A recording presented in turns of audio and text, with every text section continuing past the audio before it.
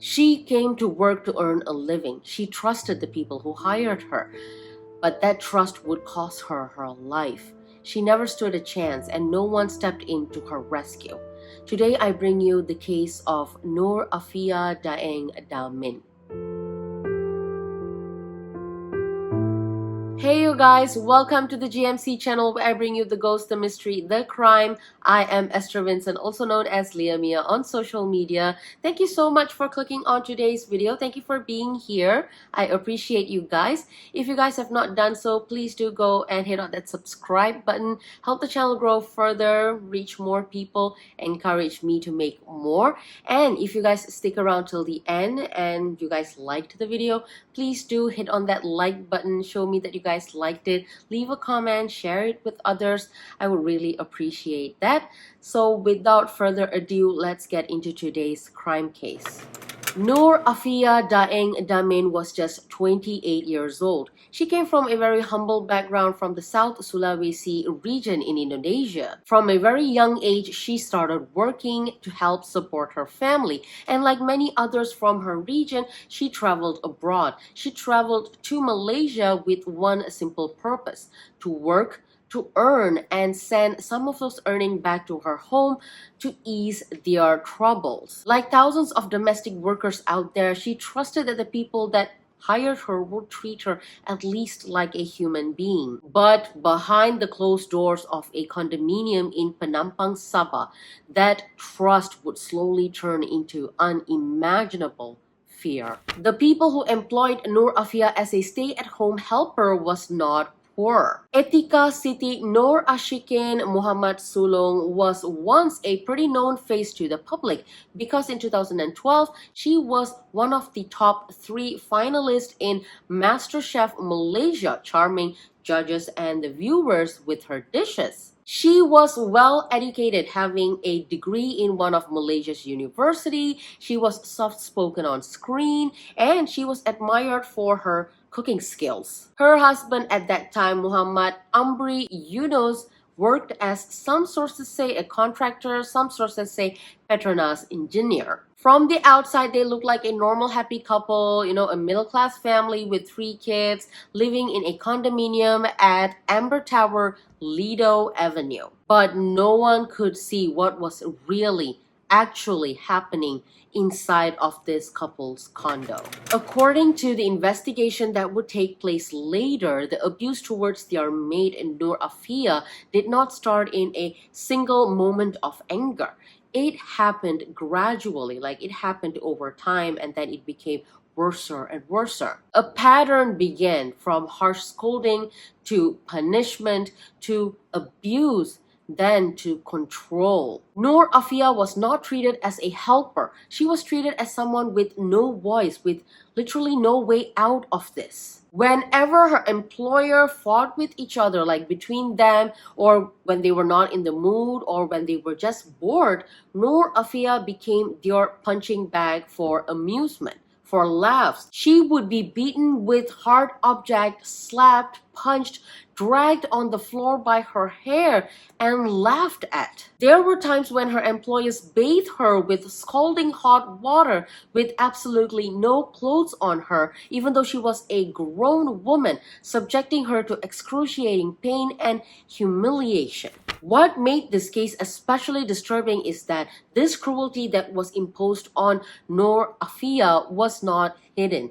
It was literally recorded for these sick people to look back at it, to ponder back at it as if though it's an achievement later on. How sick are these people? Like, it is believed that between the 8th to the 11th of December 2021, Nur Afiyah, the maid, spent the final days of her life inside that condominium being tortured alive. Those days would later be described in court as prolonged campaign of cruelty. She was repeatedly, brutally assaulted. She was punished in ways that no employers has any rights to inflict on a human being. And at some point during those days, the violence escalated beyond recovery. Her body finally succumbed to the severe infection that had already infected her blood. and she died. Nur Afiyah's body was already filled with wounds and bruises, so after she passed away, her body started to decompose much quicker compared to how a normal body would. So it started to smell. To mask that smell, her employers, the couple, they started pouring disinfectant solutions and chemicals like Dettol on her body and around her body, and then they just left the body on the floor like nothing just happened. They just left her there. How can someone become so cruel? Like, it's just beyond me that human being, normal people, can suddenly become so cruel and do these kind of unthinkable things. Obviously, trying to mask the smell of a decomposing body with disinfectant didn't work, so finally, on the 13th of December 2021, the couple contacted the authorities, acting all concerned and shocked. They claimed that they had just returned from a trip that they had taken to Kundasang and found their maid unconscious and dead on the floor of their home. That was their made-up story. Like, do you think the police is gonna believe that? But almost immediately, investigators noticed that something was wrong because the whole place reeked of chemical and disinfectant smell.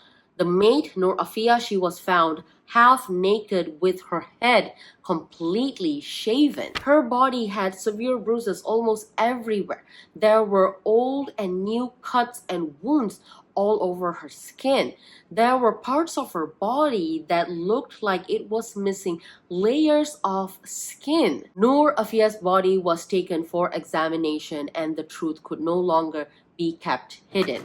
On top of all these injuries that I've just mentioned, the autopsy on her body showed things that were even darker. Inside her mouth alone, the forensic experts found multiple soft tissue injuries. Her frontal teeth had been traumatically damaged. Her gums were torn open.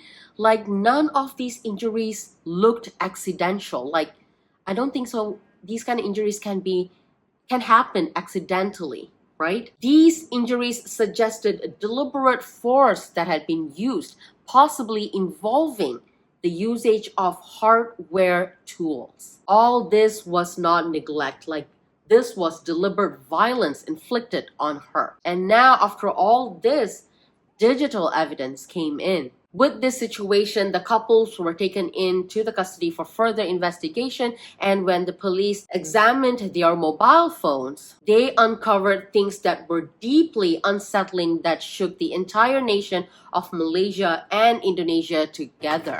Videos, photos, not one, not two, not three, but hundreds, eventually numbering up to 1,000 files. Photos and recordings of Nur Afiyah crying, begging, being abused repeatedly and relentlessly. There were videos showing her being beaten with an iron rod, boiling hot water being poured onto her skin on multiple different occasions. And the worst one of all showed one of them prying open Nur Afiyah's mouth while holding onto her head, and the other one forcibly pulling out Nur Afiyah's frontal teeth using pliers while she screamed in agony. Can we even imagine the amount of pain she would have gone through while all this was happening and she was awake and alive? While writing this, while even saying this right now, my teeth, my gums, they hurt. I think none of us can imagine the amount of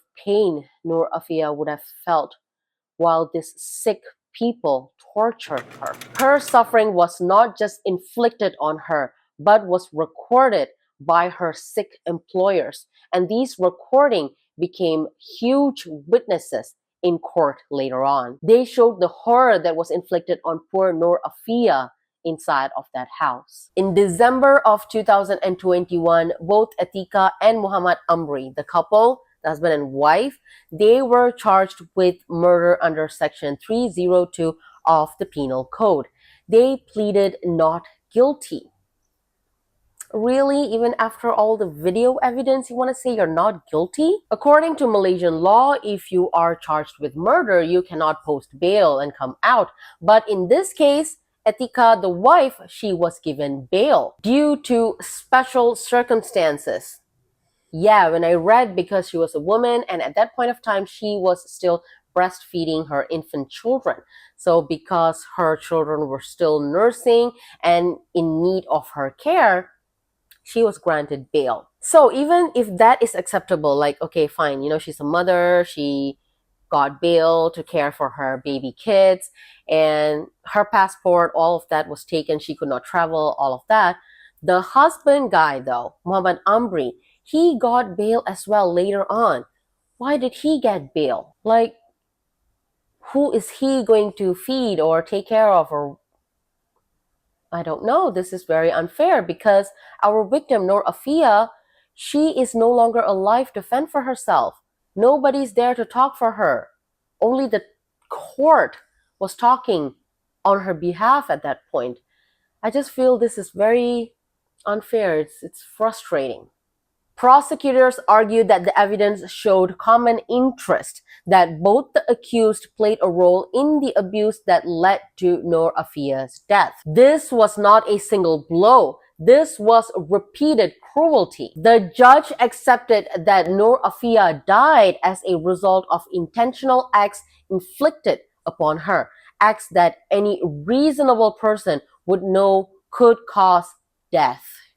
Yeah, they know, both of them know that these kind of torturous thing that you're doing to another human being can get them killed, but they kept on doing anyways, right? They're not innocent. No, not in my eyes. Nope. In June of 2025, after like 4 years, the High Court of Kota Kinabalu delivered its verdict. Both Etiqah Siti, Noorashikeen, Muhammad Sulong, and her ex-husband Muhammad Amri Yunus were found guilty of murder. They each were sentenced to 34 years in prison. Muhammad Amri, the husband guy, was also sentenced to 12 stroke of the cane on his ask. But Nur Etiqah was exempt from that cane stroking punishment just because she was a woman. Yeah. Nur Afiyah Daeng Damin did not die because she was careless. She died because she was powerless, because she was far away from home, because the people who controlled her life chose cruelty over humanity. This case forced us to confront an uncomfortable truth, that abuse can exist in any ordinary home carried out by any ordinary people that we might know in our daily life as just normal people. Justice came late for Nur Afiyah, but her story deserves to be told so that it is not forgotten. Thank you so much, you guys, for watching. If you believe that these kind of stories matter, that these kind of stories need to be told, need to be talked about, I hope you guys would consider subscribing, help the channel grow, and encourage me to make more of these kind of crime stories. And if you guys are still here at this very moment, thank you so much. I hope you guys would hit that like button, leave a comment, share it with others. Until the next video, stay safe, you guys. Stay safe out there, and I will see you guys soon. Bye.